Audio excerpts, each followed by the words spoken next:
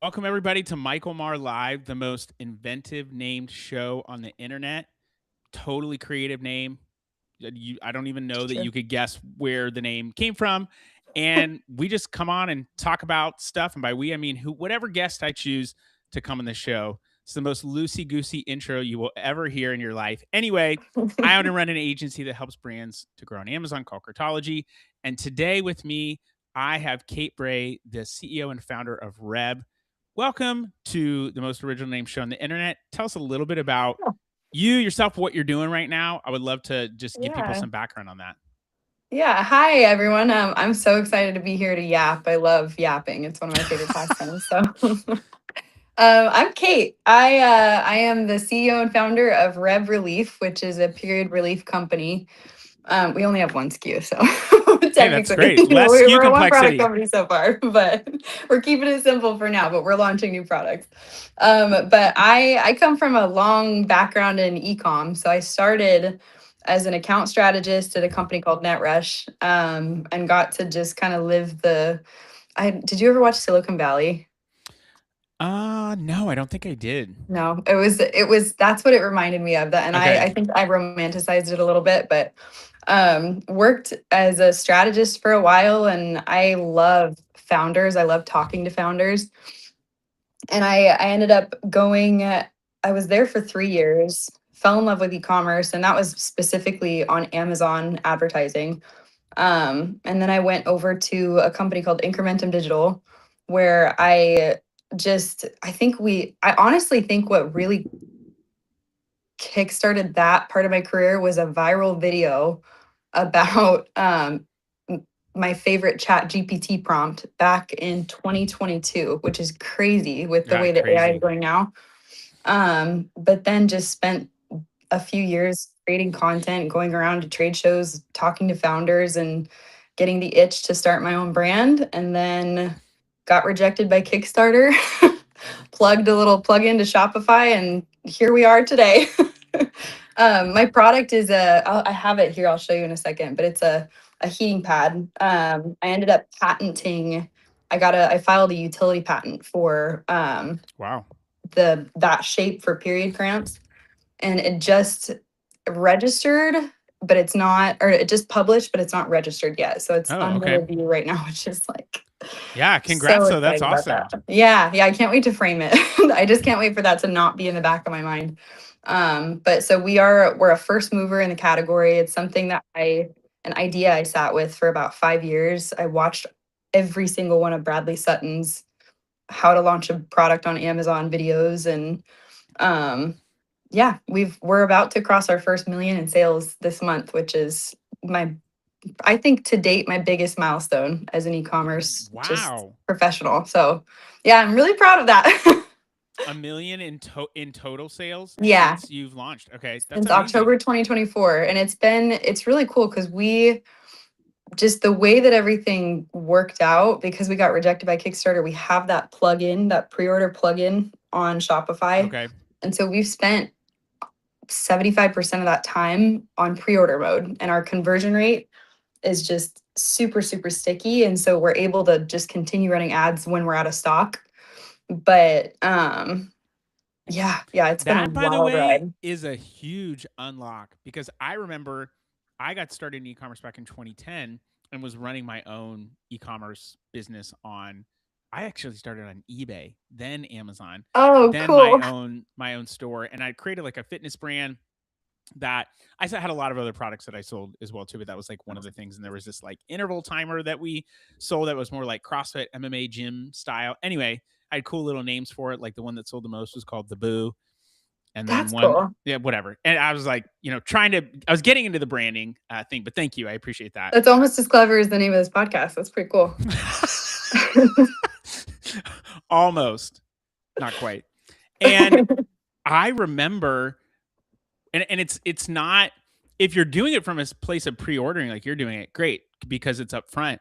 I would like accept orders knowing like, oh, my inventory is like, I don't know, maybe it's a week behind, but I'll get it like printed, ship it out, and then as soon as it comes in, like get it ready to ship, and I'll send it out. Such a bad practice It's because then so people stressful. people are like, oh, where's my product? Because it's supposed to ship. When they're pre-ordering your product, they know very well, like, okay, I'm pre-ordering and I'm going to get it, whatever later date. Well, It's not happening that's right. an assumption. I'll say, like, that's an assumption that you really have to pay close attention to, because I set all of my pre-order funnels, all of my emails and customer service and like all the notifications up early on, and it was kind of set it and forget it until the second time I had to go and do the pre-order stuff. And Mm. you have to, I'm learning, you have to pay really close attention to what it does to your reputation, because if people don't pay attention to the flags that say this is a pre-order, this is Mm. shipping on this date, you're gonna start to get, there's a Reddit thread. There's a hate Reddit thread about me because of Q4 last year, which was a disaster. And I ended up shipping everybody's orders out like a couple of days before Christmas. So some people got it in time for Christmas, Mm. some people got it a couple days after. And that was just like, so I learned so much from that. But it's so interesting having to consider the impact of doing another pre-order round on the brand's reputation over I time. gotcha. Yeah, I mean, there is an assumption that when someone orders something, it's gonna ship out right away and it's gonna get to them in a couple days. Yeah, thanks, Amazon. I was just gonna say, I think we all know why that Yeah. is, but that's not always the case. Like, I recently ordered something for my wife on a website and it said expedited shipping, but there were no days. I should have known. It shipped from China, which I was like, it wasn't like a rush, but it was expedited shipping. The website was very much like a US based looking website. And then it got here in like, I don't know, 2-3 weeks. So it was, I mean, I guess that's better than, shipping it on an actual freight liner, small parcel on a freight liner. And when it showed up, I was like, this looks like a costume from Halloween Oh, Express. I hate that, because you've just waited so long, and then that happened to me with a jumpsuit a couple months back, and Okay. it burned me for life. So I I've gone can't do back that and again. forth and I'm like, hey, I want to, a refund and I want to send it back. Okay. Well, like, you're going to have to pay the shipping and all this To stuff. And I was like, China. Yeah. hey, look, I'm not going to do that. Like, here's what I'm, willing to like accept. And they kept coming back with, we'll give you 10%, a partial refund, 10%, you can keep it. I'm like, the item looks like crap.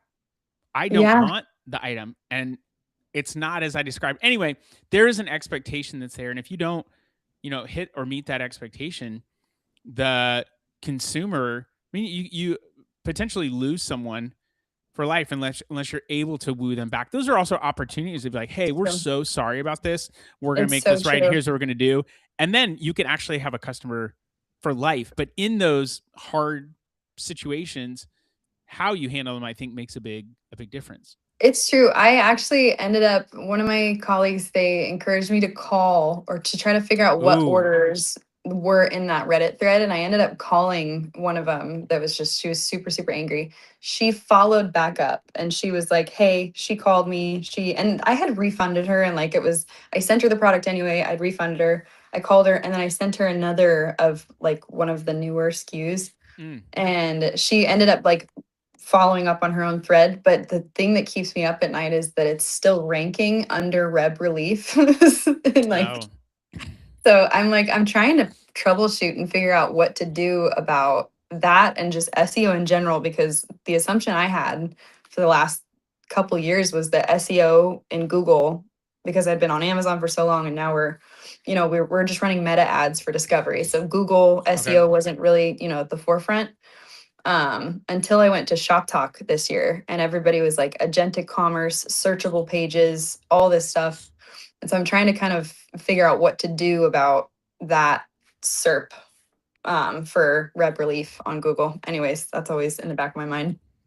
Yeah, the more and more people are using generative AI as like search engines. It's still different across generations. Like Gen Z is just automatically going there, or they're using TikTok as like discovery for stuff, and then Yeah. maybe they're going and buying on Amazon for products. But it's crazy what a generative AI or an LLM uses as something that's like credible. It's going and looking at like listicles, like the top 10 of whatever. It's going and looking at like a Reddit or something like that. That's like community Right. human behavior based, which is very different than, what you might get in a Google feed even. It's true. Yeah, I've had I was just going to say I've had people find us Cartology via generative AI. Oh, And I'm cool. like, I haven't done a ton there. I will say we redid our site, or our creative specialist redid our site on Lovable, which is Okay. I'm sure a I've lot of heard people might. Lovable. Yeah, I've heard a lot about Lovable lately. It is generative AI from a creative perspective on building a site. You can build an app, etc. But it turned out he's a creative dude. Like, I know what looks good, but I'm not going to be able to. I'm drawing stick figures and crap like that. Not doing a great job from the. I can play instruments, I can sing, but I can't draw for a The damn. visual So is a totally different. Yeah. it's totally different medium, and the site looks great. We've also noticed more traffic, and I think it's because there's some native SEO capabilities in there, and potentially even more generative AI or GEO, as some people say, or AEO, Yeah. AI engine optimization, or generative engine optimization. So that has helped improve just like traffic, and we haven't really done anything different. It could be because there's newer content up, and Google is crawling it as well, too. But it is interesting how people are finding, discovering brands. It's just there's a lot Mhm. to think about. Like, as you're talking about being a founder, which just kudos to you for going all in on that. Absolutely love that. The barrier is lower to be able to do that, but that also means there's a lot of other people that are doing it, and so there's a lot of noise out there. And that Yeah. doesn't mean that everyone that jumps into it and does it will be successful, because there is a lot to figure out. And what's your differentiator, I think, is the other thing. Like, if you're just a me too product of like, oh yeah, and I want to be the Right. next prebiotic soda, well, great. Yeah. Like Poppy and Olipop and a couple A book others, and like, beverage. Yeah. yeah, wait, what did you call it? And beverage just in general. Oh yeah, I know yeah, it's a nightmare. Yeah. yeah. Or I've got a new electrolyte water. Great. Yeah. So does everybody else. Join the club. My grandma Yeah. has an electrolyte water. But what is your differentiator? And so you're in this really cool space of being differentiated because of your product being a first category mover. But that also means you have to create and build a category, which that's also challenging. That was terrifying. I think right before taking the leap was realizing, because I have a degree in retail marketing and I've been studying it for a long time throughout my career, and knowing that that was what I was facing, it was being a first mover. Now being on the other side, I didn't even know that I'm on the other side of it, but being in the middle of it, I guess. I It's so much more personal development than it is anything else. There's Mm, no toolbox or skill set or Claude prompt or anything that's going to prepare you for the grind and the constant onslaught of just new problems to solve, problems that seem impossible, problems that are more complex than you've experienced before, just me personally. But yeah, I think it's so much more. One, I think it's so much more personal development. And I think you have a higher chance of success the closer you are to the consumer and understanding them from a personal POV. Because Layla, I don't know if it's Layla or Alex, the Hormozis always talk about how the money is in problem solving. And so if you can genuinely solve a problem, and the problem is real, and you can verify that, and you can, yeah. there's so many tools you can use to do that. And the better you understand that, I think the better chance of success you have. And regardless of how many other movers enter this category, hopefully none with the patent, but that's never going to happen. Not the patent, but people not, moving. You know what they say, Regardless. right? Like No. one to up to like 1 to 5 million, you are like the leader, and then like once you get to 5 million, you start seeing copycats show up. Oh yeah. Anyway, No, we've I already shouldn't have started said that. I to. shouldn't have said that. No, it's okay. No, this is. I think about this. I'm very competitive, so it's fine. I love this, but yeah, we've already had to play whack-a-mole quite a bit, and Okay. it got to a point where it was like, okay, all I have to do right now before we're actually registered with the patent is send cease and desists. And then I know, after a certain, once they get notification, then you can pursue them down the road once it files. Okay. But yeah, it's just being a first mover. is so much more in your head, I think, as a founder than it is. And that's me, you know, we haven't even hit our first million yet. So talk to me when About I'm at, to. you know, the dude wipes of our category. But yeah, it's been, I would do it again. And so I don't think that I've faced the real challenges yet. But I also, as you grow, you get to new planes and you start to face new challenges, and they continue to be hard, but you adjust, and I believe that your capability for challenge increases dramatically, and so now your I could capacity, see your that. threshold has gone up. Well, I faced these Oh other yeah. challenges. Okay, that's fine, and I'm at a new level in my business. Well, now I have these other layers of complexity. So I think it's willing to continually say, I'm going to show up for the challenges, and I know that they're going to Mhm. change. I'm going to change as well too, but I'm willing to show up for the challenges, whatever they might be. Yeah, you have to embrace the problem solving, really. And I think that's one thing I've been thinking about a lot lately is with AI taking over a lot of the creative process and some of the strategy and some of the execution now. The one skill that I'm trying to sharpen is how I approach problem solving and different models for that, and how, you know, you can apply, and I haven't read up on this as much as I want to, but you can apply so many different problem solving models to the same issue. And, you know, at this point, well, now that the playing field is level, it's who solves faster, really, like who breaks past those barriers faster. And so yeah, I think that's been, I think one of the most rewarding parts of the journey is just coming out on the other side of some hurdles that felt like were impossible. I'm a big believer that there's something that Paul, the Apostle Paul, says in the Bible, which is, you are more than conquerors, not in spite of all the problems you face, because of.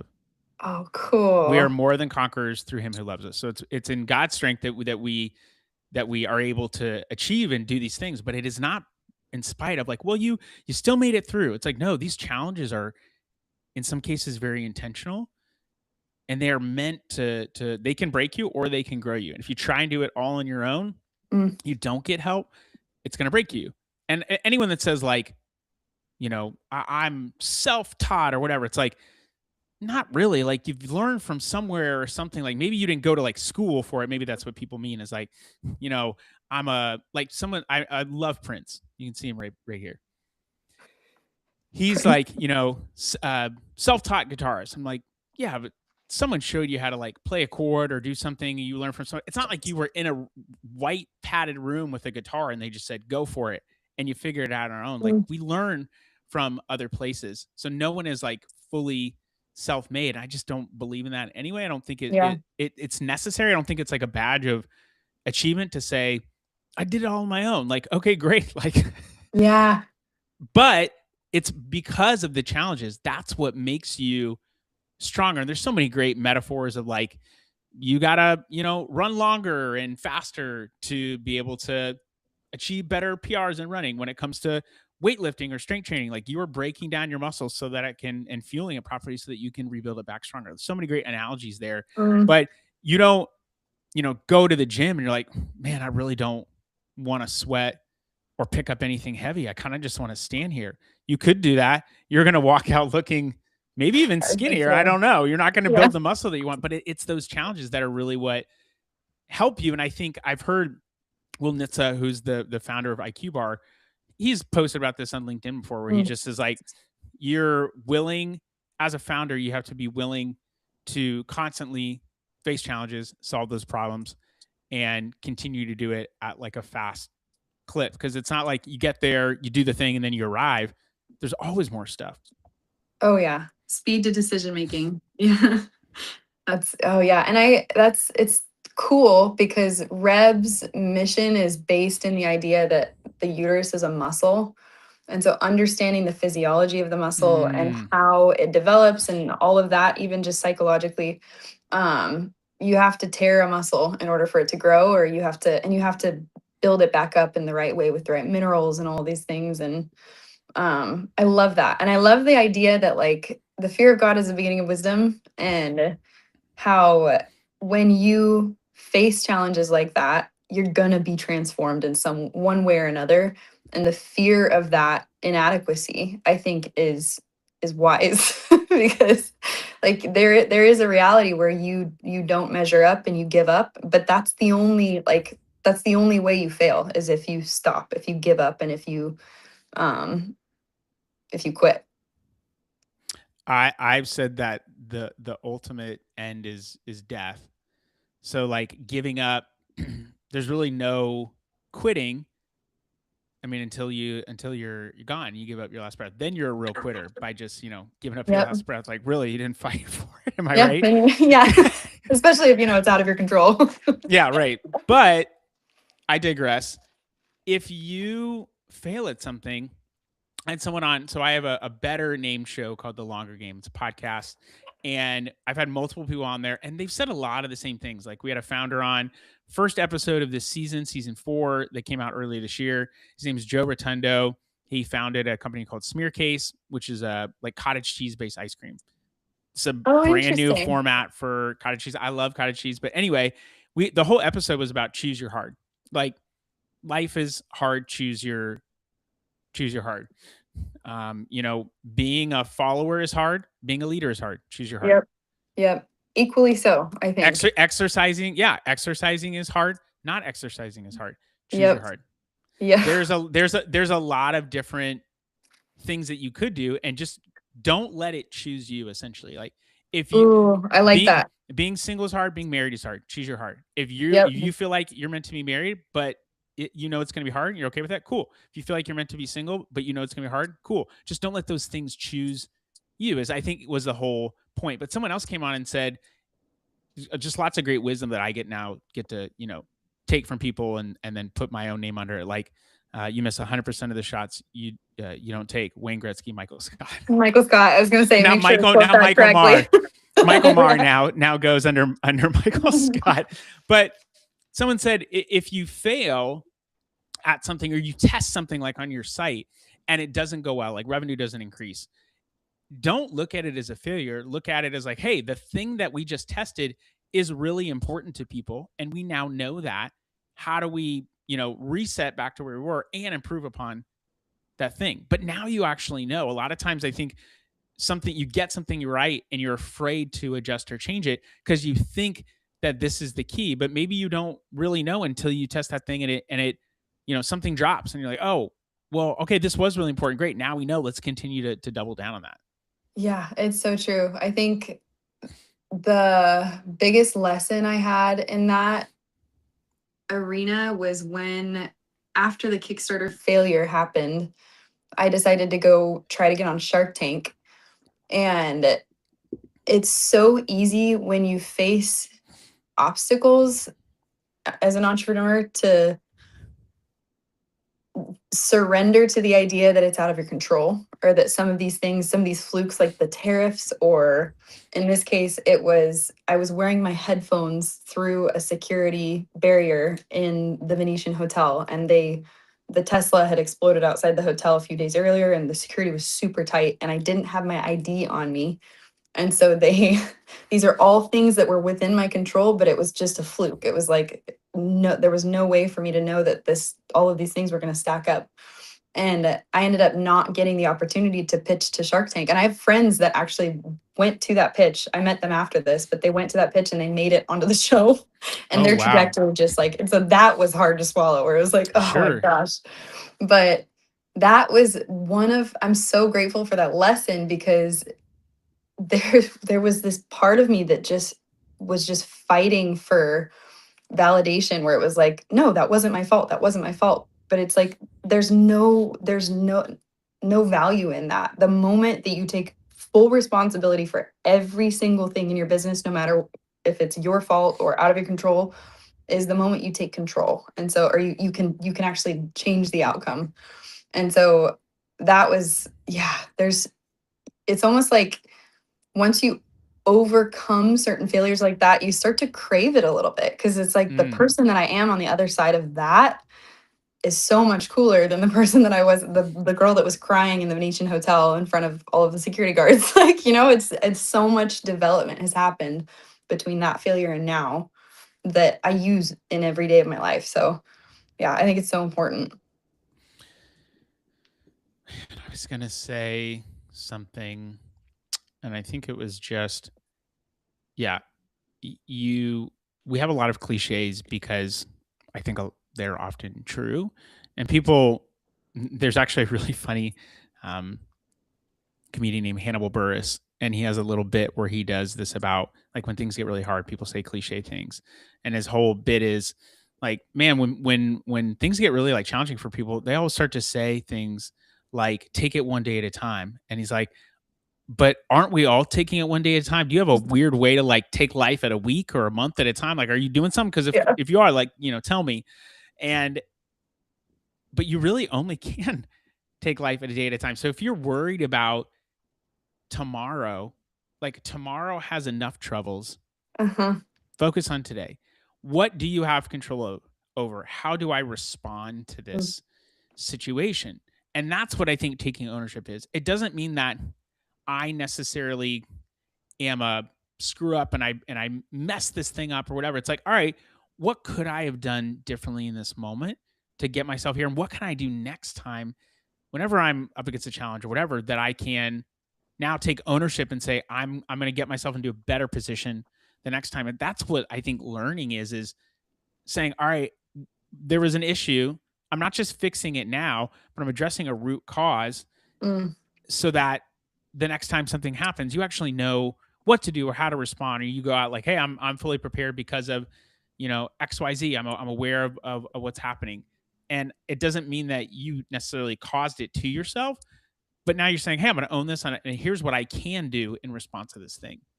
I think, and one of the things, Leron Hirschkorn, you guys have met. Yes. One of the best philosophies that he left me with was around those, when you're at a fork in the road and you do a gut check, you have to move, you have to react, because there's a lot of times in entrepreneurship where it's like you have to make a decision and then you have to make it the right decision. But there's a second where you can check in and say, okay, is this decision I'm about to make from a place of fear or abundance? Am I assuming that the best possible outcome is within my grasp? And am I making my decisions with that held as a truth? And like that has been one of the most consistent fallbacks for me. Just when I'm my back is against a wall and I have no idea, what to do next. It's like, okay, well, remove the fear, assume it doesn't exist, even though it does. What would you do if there was no fear? Yeah. Fear versus abundance. That's a great one. I think that it's a hard one. it's a hard one, because then you actually have to check yourself and say, yeah, what am I thinking? Am I thinking that I'm just making a decision out of fear, or am I actually going for, like, of course we can't do anything about tomorrow because it's never here. It's always today. Yeah. But is this the decision that I want to make, that I'm going to be okay with in the future because of, what will come from it? And that's again, taking ownership of your thoughts, of your fears, and saying, all right, I'm not, like, I'm clear on what I'm thinking.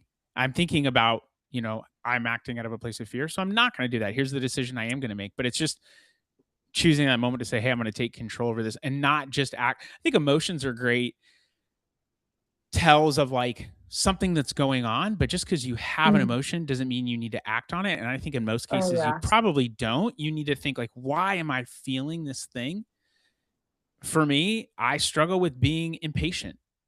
I get interrupted for something, and it's like, oh, I get super frustrated and I get short. And it's like, well, why are you feeling that way? And it's like, well, you're frustrated because you're on a mission, you're trying to get somewhere, and you got interrupted by this thing. But in reality, maybe that interruption was for you.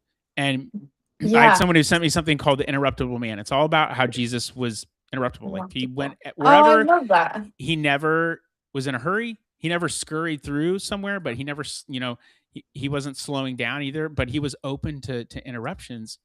a guy named John Tyson wrote The Interruptible Man. It's a great little read, but sometimes the That's cool. interruptions are for you, sometimes they are not. Yeah, and that's cool.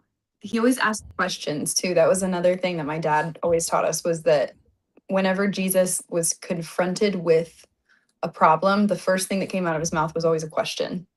And so I think, yeah, that was one way I think I learned to kind of process my emotions in the moment too, was just like taking a step back and I mean, and that's one of the biggest challenges too, just in business in general, is formulating the right questions, especially now with prompts being so prevalent. I think figuring out what the actual root of the problem is, that's the whole EOS philosophy, is identifying the actual root problem and then attacking that. Yeah, that's cool. That's a cool, what did you say, that interruptible man? The Interruptible Man. Yeah. That's cool. And that's the thing, is you have to be open in the moment and aware enough to say, is this the interruption for me? Well, then it's interesting too, though, because successful founders, or at least effective founders, have this impossible sense of urgency that drives the business forward. And it's hard to temper that, I think, sometimes, because you don't necessarily want to get rid of that. I think the urgency is fuel and it's necessary. And I think some of the most, like, I know Steve Jobs is known for being a jerk, but he was his timelines, and Elon Musk even talks about how his timelines are, he tries to put a 50% margin of error in place with his timelines. So 50% of the time they're so tight that they're going to miss it, the deadlines that he sets for his teams. And so it's I think that's one of those, like, what's that movie, Panda, Kung Fu Express. Panda. Oh, Kung Fu That's Panda. what I was trying to like get out of my head, was Panda Kung Fu Express. Panda. Okay. Kung Fu Panda, where he's like, you have to learn to temper that, because it's necessary and it's a tool, but it's also, it can get overwhelming emotionally, and then you start to like spiral into those fear-based decisions, and then it really is just about being the quickest to market and not making the right decision. Because I think you do have to be, you're so right, you have to make quick decisions, but it's a skill to know, when do I need to act fast, and when is like, hey, when is this thing not for us and we need to keep staying focused on the route that we're on. Yes. For example, I just pivoted a little bit so we're launching a new line of CPG products, Okay. because ultimately my goal is to exit. And so we have our heating pad, which is just a one-time purchase. But then I need a bigger lifetime value from my customers. And so we needed to move into CPG, but it's like, my product line needs to be I have to be able to merchandise everything on the same shelf in the same part of a store. Yeah, you don't want And to be split so, up across categories. right. And that's the only reason that came up, was because I started to work with a retail activation agency, and they were able to kind of jump in during that product development phase and say, no, you shouldn't be in the Epsom salt aisle. You need to be adjacent to yourself. So what are those products that are adjacent to yours? Which for me, it's those, stick-on heating patches, and then it's these like balms, and it has to be solving the same problem, and it has to target the same ICP. But yeah, it's just, yeah. Anyways, now I'm thinking about product development, all the emails I need to send for that. But yeah, it's been fun. Kate, you've been a great guest. Tell people where they can find you if they want to know about what you're doing, about what you're doing at Rev Relief. Yeah, my phone number, I'm just kidding. You can find me on, I'd love to talk. I love to yap. Rev Relief across all social media. So YouTube, Instagram, Facebook, TikTok, and then revrelief.com if you want to see what we're doing. We just relaunched the site. We're trying It to looks great, see by what the we way. can do about thank you. I've been looking With at the it while we've been conversion rate. talking. Are you on mobile or are you on desktop? I'm on a desktop version. Okay, you I'll have might to be. check out the mobile. We have to fix there might be different interfaces on desktop and mobile, which has actually been interesting data. But yeah, rebrelief.com. There's some profanity on there. apologies in advance. But we should probably have like a censor button on there if people. Do you want to see? Do you want to see the 18 plus or the? Yeah. Or the PG. The PG. Are site? You a middle schooler looking for cramp relief? Right. Yeah. This is probably not an Mom, appropriate I found site. this great site. Yeah, we got to work on that. But you can find me there. Awesome. Well, thank you so much for having me. Of course. Yeah. Thanks for yapping with me. That's what I'm going to say. Yeah. At the end of everything. Thanks for yapping with me. All right, everyone. We're out. Anytime. Until next time.